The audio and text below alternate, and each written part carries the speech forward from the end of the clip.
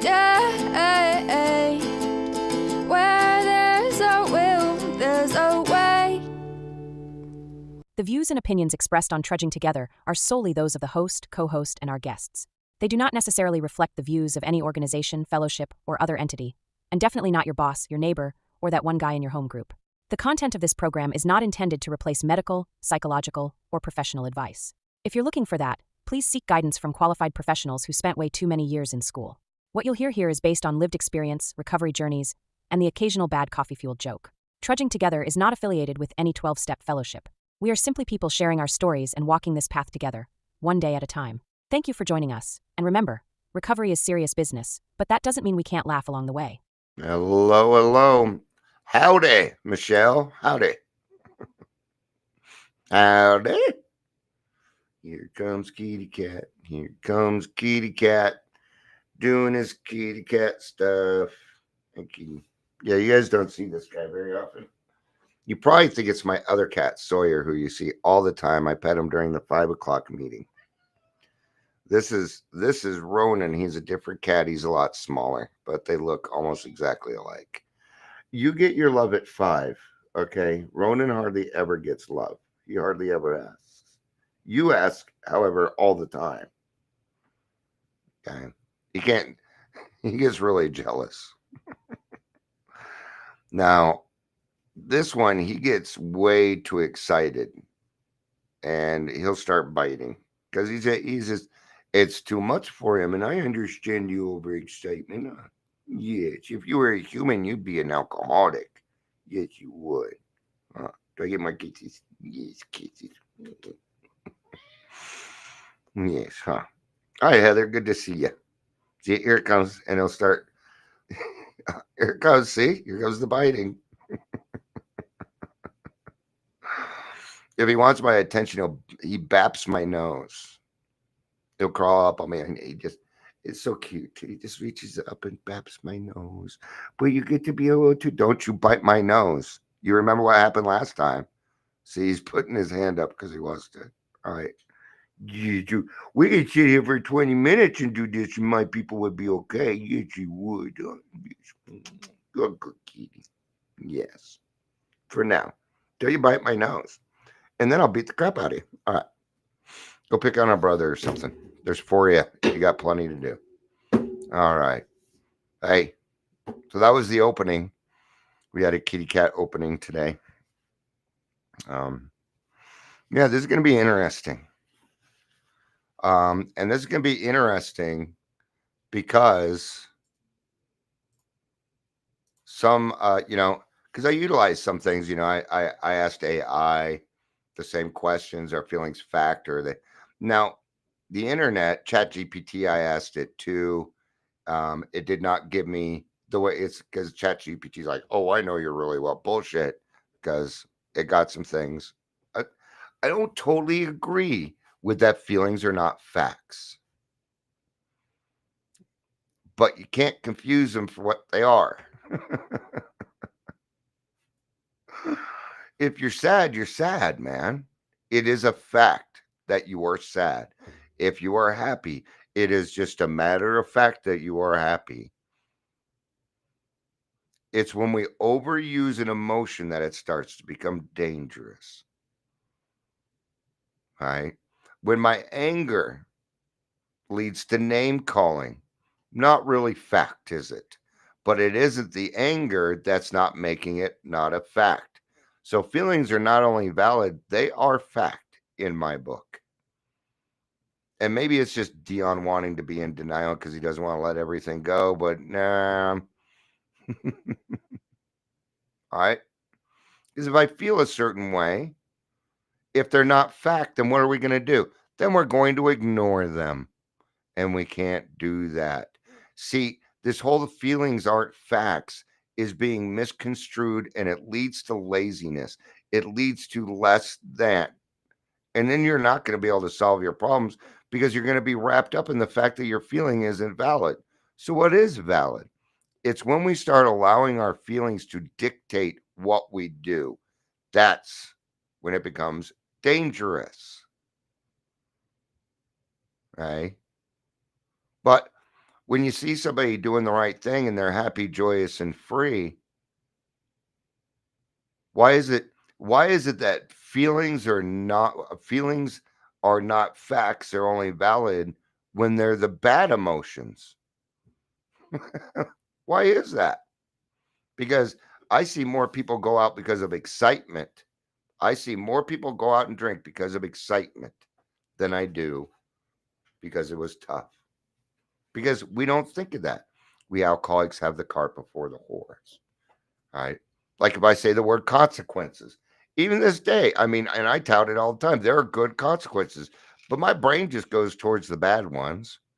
Jail, detoxes, treatment centers, jail, jail. I really like not being in jail. It's something I enjoy. I enjoy not being in jail. And now I don't do anything stupid, so I end up in jail. See? It's called prevention. If you're in the field, you'll get that joke, but you may not get it. Okay, welcome to the Daily Trudge. The double daily trudge. Some things are just fun to say. So if you hear me repeat myself, it is because I enjoy saying the word double daily trudge. If you're here, please say hello. Not as enjoyable to say, but please say hello. Oh, I repeated it. If you're here watching the live or the rewatch. Now, we are going to cover both sides here. And the reason that we're talking about this is so that you can find balance. I don't give a fuck if you think feelings are facts or not. I don't care. Right? You don't need to, and I would have to say a lot of this is probably opinion. Okay. But it's also from my experience, my last 55 years of experience dealing with the array of emotions that I have. And I tend to feel more than other people. I have this empathy, right? Sometimes I'll be driving down the street and I'll see somebody on the streets and I just start crying, man, because I can feel their pain. It's a little disconcerting. Now, is that real? Is that fact? It is absolutely a fact. I am feeling that way.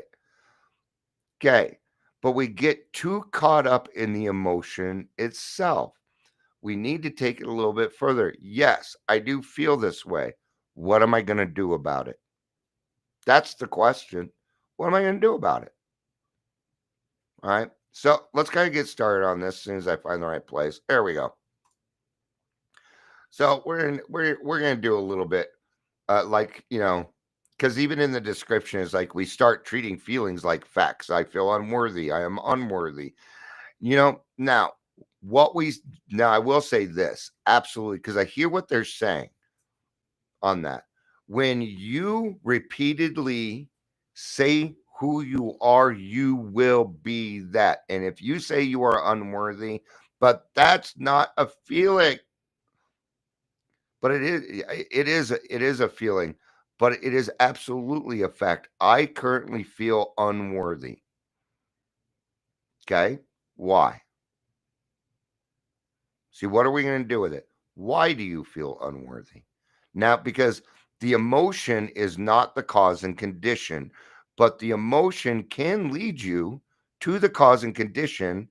Therefore, you being aware of it, then accepting it so you can do something about it. We utilize it all the time.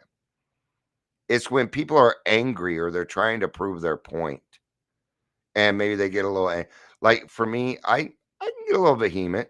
Sure, I can. I got this voice. If I drop it, it's like a boom. Okay?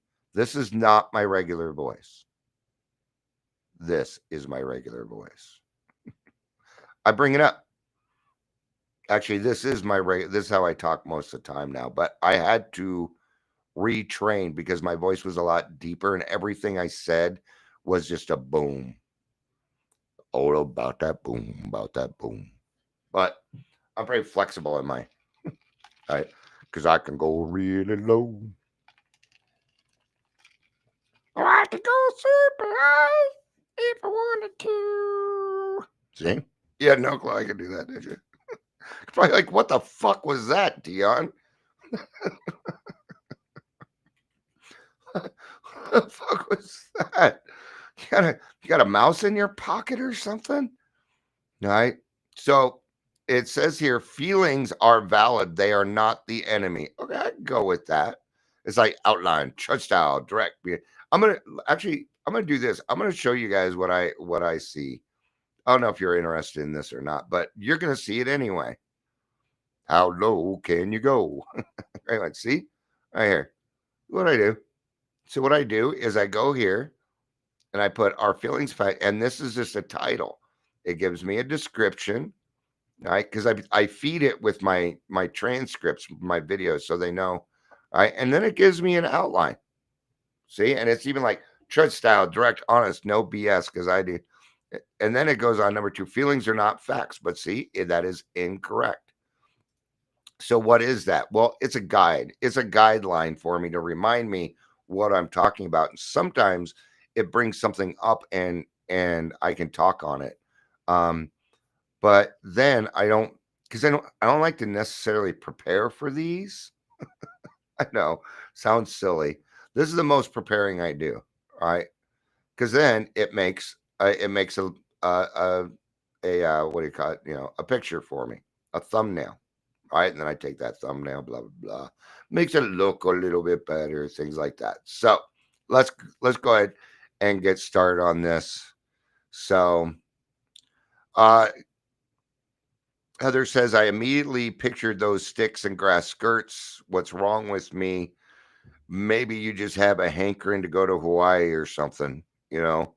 Maybe it's been too cold for a little too long. You're ready for some heat. Feel the heat. It's from Disney. It's actually from a video game called Kingdom Hearts. All right. So they tell us something is happening inside. That's what feelings are. Feelings reveal wounds, needs, fears, history, and ignoring them creates more problems. They got it right. Ignoring them creates more problems. Now, if we say, but feelings aren't fact, then you know what? You know what the human will do? They will ignore them. Well, if they're not fact, then they're not useful. God didn't give us feelings so that we wouldn't know. Otherwise, why would we have them? Why would I have them? Right? Heather says maybe I needed a giggle. Thanks, bro. I'm good for a laugh or two, usually when I do these. Yesterday, not so much. I threw in a couple of jokes. But I like to have fun. I like to have fun with it, man. If we can't laugh at ourselves and some of the silly things that we do, what would be the point? Right? It's much easier to laugh at yourself and these things if you confront your feelings, though, right? Because confronting your feelings leads to self-worth.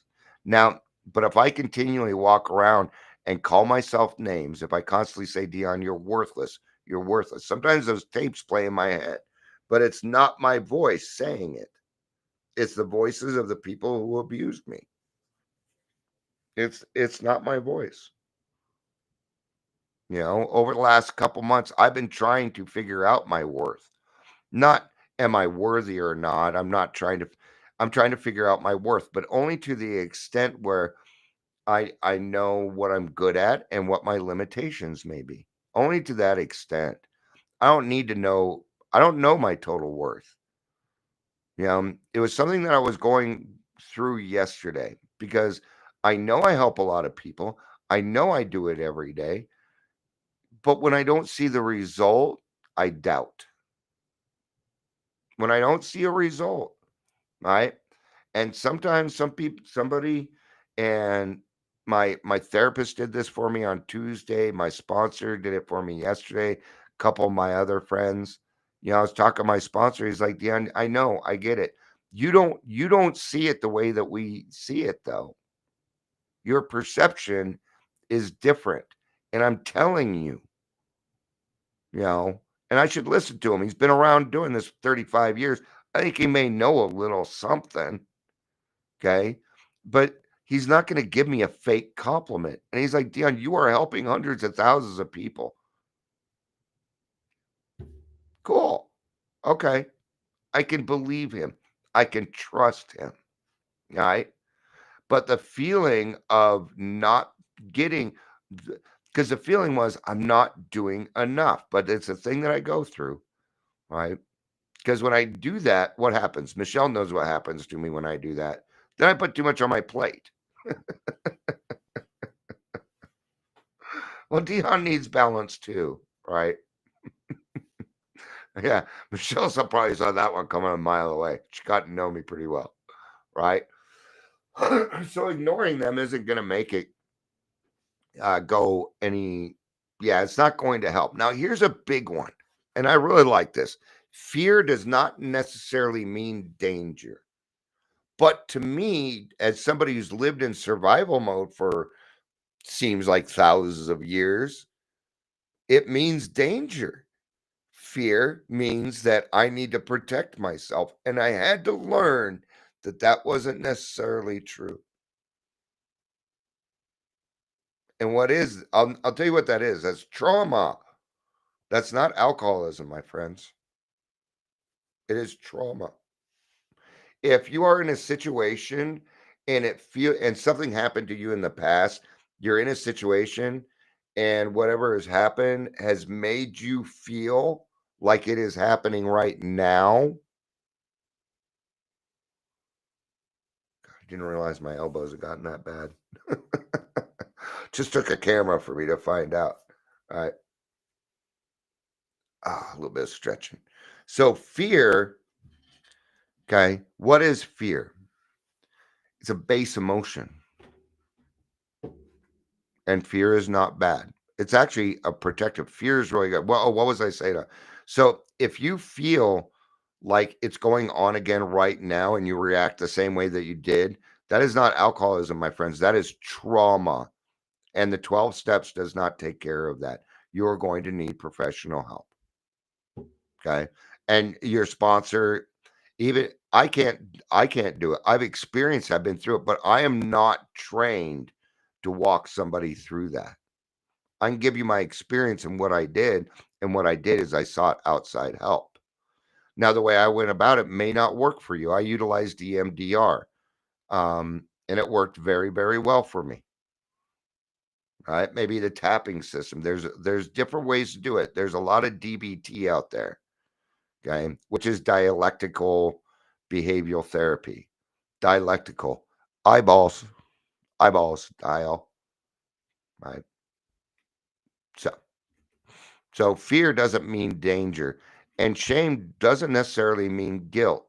But we seem to combine these things, don't we? Because that's what you were taught.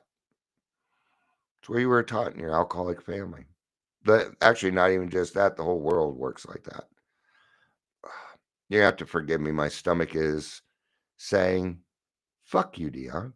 I have a little bit. Yeah, it kind of hurts. All right. Anger doesn't mean that someone wronged us. Yesterday morning, I was angry. I didn't have any reason. There was no real particular reason. I was a little miffed when I got up today, but I had a reason for that. Okay. Now, do I want my anger to determine the rest of my day? Hmm. Now, if I decide that feelings are not fact, guess what? I'm going to have an angry day. Admit you're angry. You know what? I'm angry. Why? And then you're going to use the process. Okay. You're going to use the process of a 4-year-old who's curious about everything. Why? Why am I angry? Well, why? Why? And you keep asking yourself why until you run out of them. And then you know that you have gotten to the cause and condition. Okay. So if fear is a base emotion, There's two base emotions. What's the other one? Courage. That would be my guess. That'd be my guess. If you can think of other base emotions, please let me know. Okay. So loneliness also doesn't mean that we're not unlovable. Right? But why are you feeling lonely? Well, I haven't seen any of my friends lately. Well, have you been going to your meetings? No. Oh, see, it doesn't. It's it. We need to keep it simple, right? Why am I feeling lonely? Should I be? Do I really? It's not a fact, so I'm not really lonely. Now we're ignoring, and ignoring them is not going to get you anywhere. I have a feeling the boomers came up with this one. I'm not. That's not fair to lump all the boomers into one thing. I'm sorry. That's not cool. But it was a boomer's fault. I'm just kidding. Well, facts are facts. During their time in AA, I don't know, things kind of went to shit. So you tell me. And since Gen X don't give a fuck, ain't nothing gonna happen. So not only that, but we alcoholics, we deal with absolutes. All of our thinking is black or white. And we need to find the beauty in the gray. You got to find beauty in the grays, man. The gray is where you want to be. Why am I saying that? Because if you put black and white together, you get gray. It's a balance. It's an extreme. All right. It's like today. Here, let's go to the 12 by 12 here real quick. I was just reading this with a sponsee today. Right. And in step 3, when World War II broke out, the spiritual principle had its first major test. AAs entered the services and were scattered all over the world. Would they be able to take discipline, stand up and fire, and endure the monotony and misery of war? Would the kind of dependence they had learned in AA carry them through? Well, it did. They had even fewer alcoholic relapses or emotional binges than AA safe at home did. They were just as capable of endurance and valor as any other soldier, whether in Alaska or the Salerno beachhead. Their dependence upon a higher power worked. And far from being a weakness, this dependence was their chief source of strength. Now we know more now. It actually makes more sense to me that the people that were in the military or in war, whether it was the Salerno beachhead or Alaska or whatever. Why is this? Well, there's a couple of things. Hi, Amber. There's a few things. Number one, we alcoholics don't think like we should. We got to put in more effort. Okay. Now, it said right here, and far from being a weakness, this dependence. Why? Because they went to God more often. They had to rely on God a lot more. Did they not? They had a whole group of people. See, they had to be accountable. And what keeps an alcoholic sober but accountability? See, when an alcoholic, let's say somebody comes in, they got 6 months and their mom dies. They usually stay sober. They lose their job. They do this, they do that. Bad things happen and they stay sober because we alcoholics are, well, we're part of the no matter what club. And even if your ass falls off, okay, we take it to that. There we are with that black and white extreme.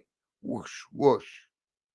But the moment they get a raise, a promotion, bam, they're gone. The excitement took them out because we delve so much, because we push so much on resentment bad, excitement bad too, my friends. Excitement bad. So it's no wonder that the people that were going through harder things stayed sober, right? because it doesn't work that way. The more dependence you have upon your higher power, the more likely you're going to stay sober and do the right thing. Right? So I think that's a good example of that. Sorry. Ah, stupid tummy. All right. So an alcoholic's like, if I feel it, it must be true. Okay. Now, when you're feeling like that person over there is talking behind your back or whatever, that's not what we're talking about. Okay. That's paranoia, and I'd probably go see a doctor about that. It, if you're paranoid that other people are out there and they are against you, that is also PTSD, and it needs to be taken care of. Right? In this case, no, the feeling is not a fact. No, is it? But it should still be confronted. Oh, I'm jealous about that. It's just a fact. Okay, great. And then you end there. You've gotten nothing out of it. Right? That means you're not learning from your mistakes. If you're ignoring your feelings because you think they are not fact, they're especially for alcoholics, they are indicators. You ever you ever had a feeling in your gut and you didn't listen to it to find out that you should have listened to your gut? Yeah.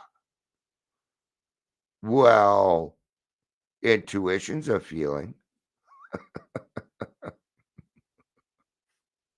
Uh,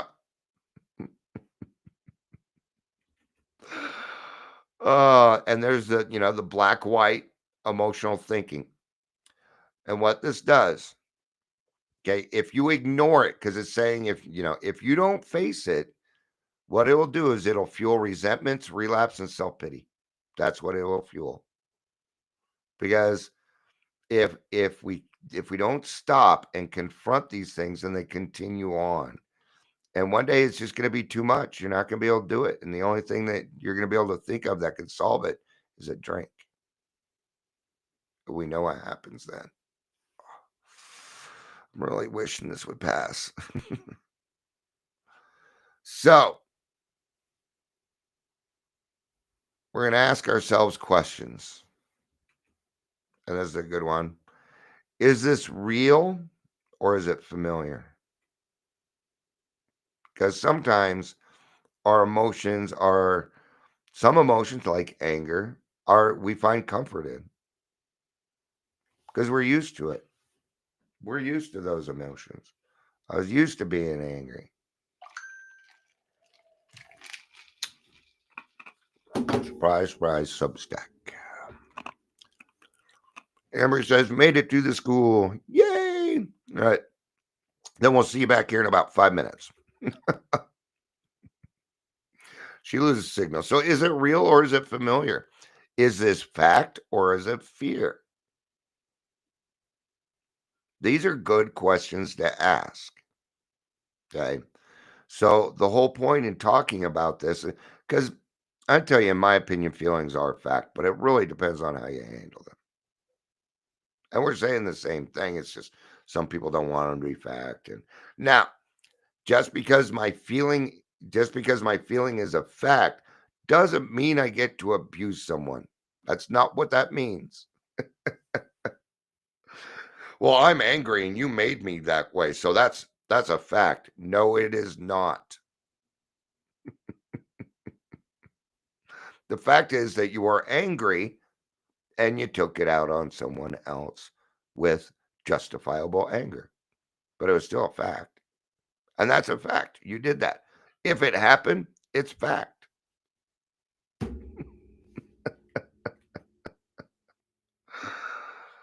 Is this about now or is it about my past? All right.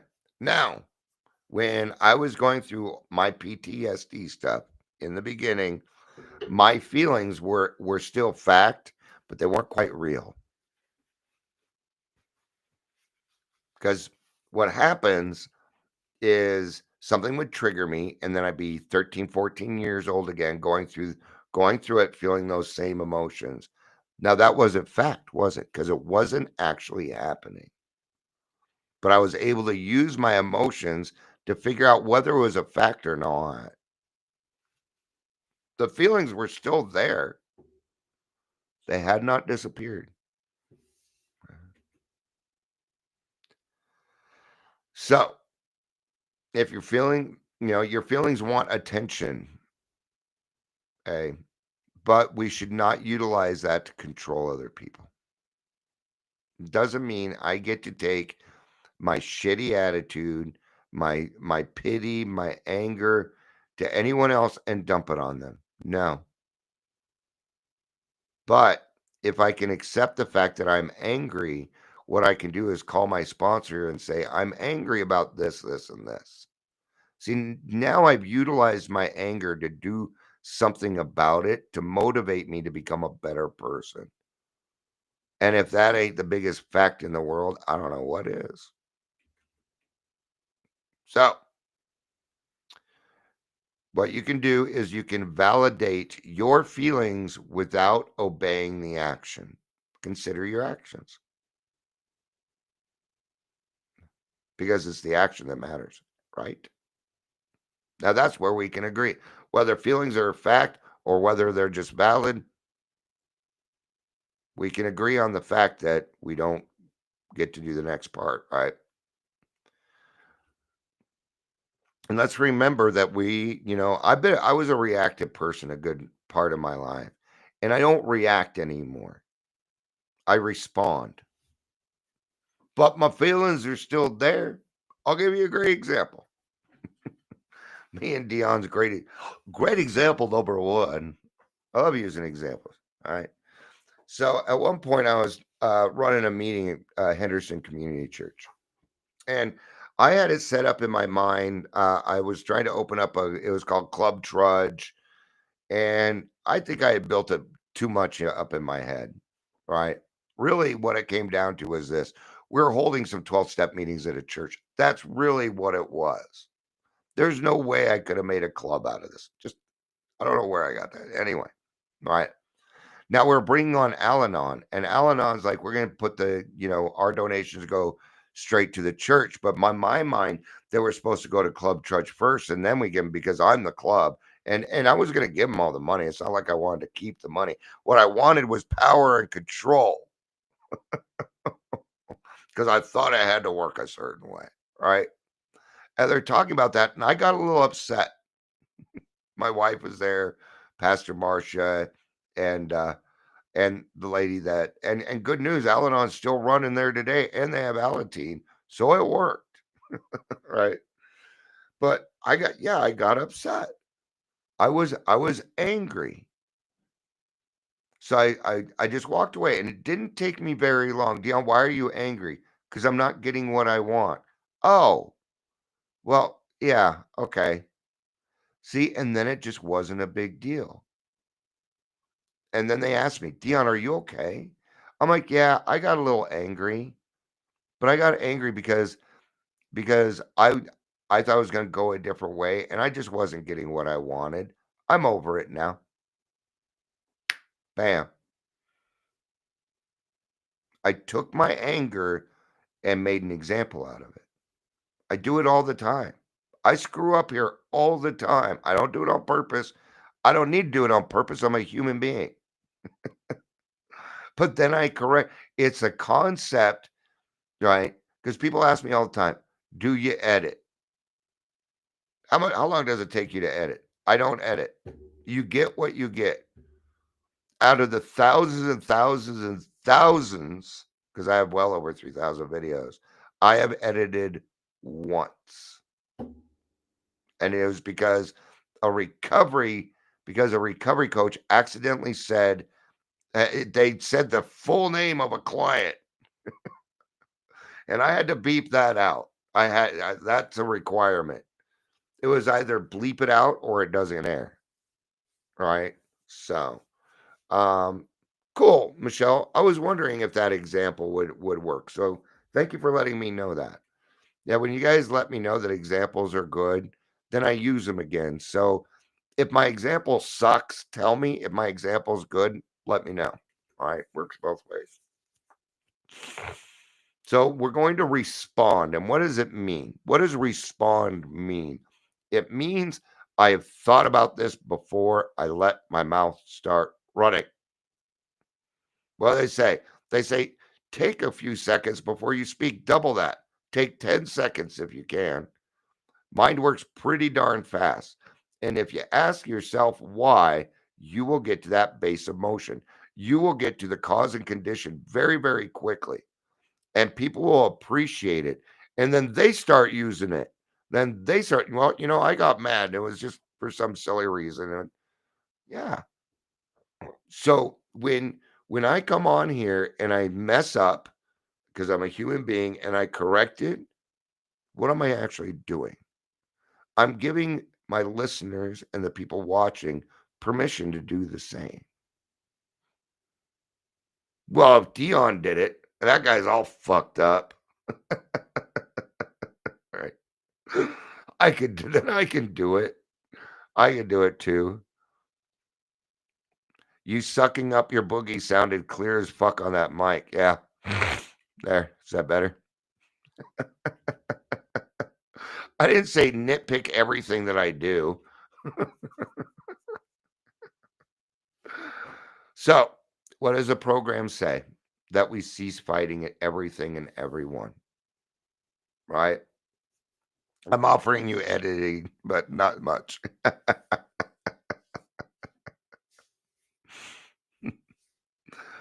All right. So we stop fighting everything and everyone, including ourselves. Including ourselves, man. I fight with myself all the time. Yeah. Page 86 says pause when agitated or doubtful. Right? I haven't had to do it. I haven't had to do it much today, but mostly the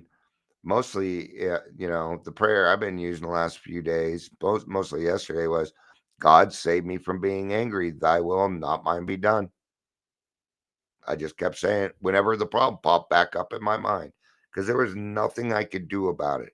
It's a problem that's going to need to sit for a few days first, and then probably talk to my therapist about it because she understands the situation a lot better than anybody else. And I did reach out to a friend in 10th step. I reached out to Amber because she understands. She kind of knows what's going on with it.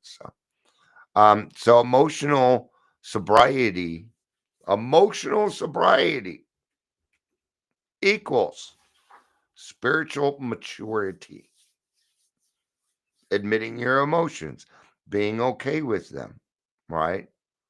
It's one of the things I love doing because I tend to take on men in their 30s going on to 40, and I teach them what a real man is. That asking for help takes a lot more courage. Admitting that you're wrong takes a lot of courage. And I help them become the man that they want to be so they can attract a good wife and have children and a good life, man. It's beautiful. It's really cool to watch these men convert from I'm a man and I do what I want. You can't talk to me like that. I'm a man. To saying, hey, it's okay to cry, man. It's okay to cry. I love it when I'm working with a sponsee and they say I love you too the first time back. Oh, it still fucking makes me shit face happy. Because I tell everybody I love them. You don't have to say it back. They don't have to say it back. But when I get off the Zoom with her the first time, I'm like, all right, we'll see you later. Love you, dude. It's just real natural for me, right? The first time they're usually like, okay, bye.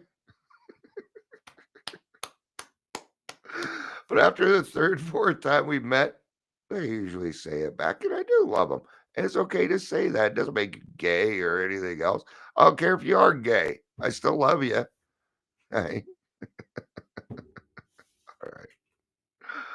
So and I like this. The closing message, your feelings are messengers, not masters. So don't base your action off the emotion But definitely do confront that emotion. Do something good with it. Make it useful to you and to the people around you. And then you won't have problems. You'll have opportunities. All right. We'll see some of you in an hour and a half. I love you. You know I do. Michelle says, I love you from my sponsee made me uncomfortable. I could understand it. I'd understand it. Yeah. So I'm just one of those guys. I love everybody, but I'll also get mad at you. So, all right. I love you. Speaking of which, I love you all. You know it. You know I do. Peace out and keep